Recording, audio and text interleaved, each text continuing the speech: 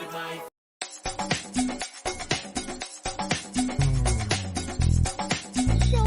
Kachika TV.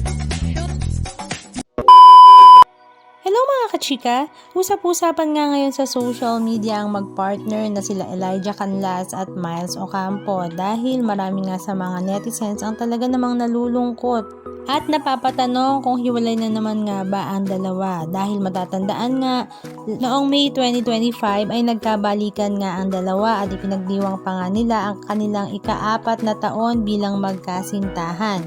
Isinama nga nila ang bilang noong taong nagsimula nga ang kanilang relasyon which is noong 2021.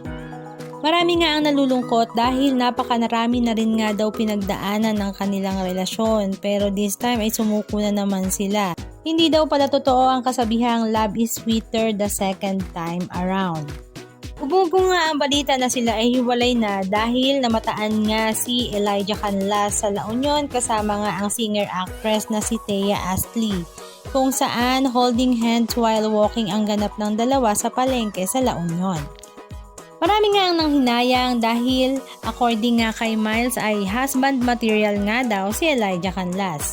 Wala pa mang pahayag ang dalawang kampo patungkol nga sa issue na ito pero ang vlogger and manager na si OG Diaz ay kinumpirma nga sa kanyang showbiz update na 2 months na daw ngang hiwalay ang dalawa. Ito nga daw ay ayon sa kanyang reliable source. Halika at panoorin natin ang video clip ganap na kumalat nga sa social media.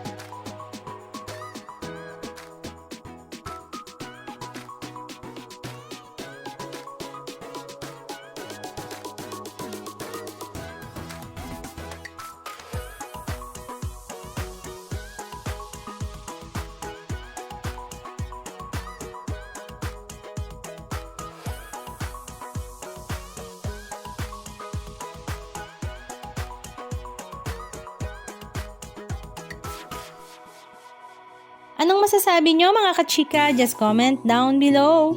And please don't forget to subscribe. Thank you!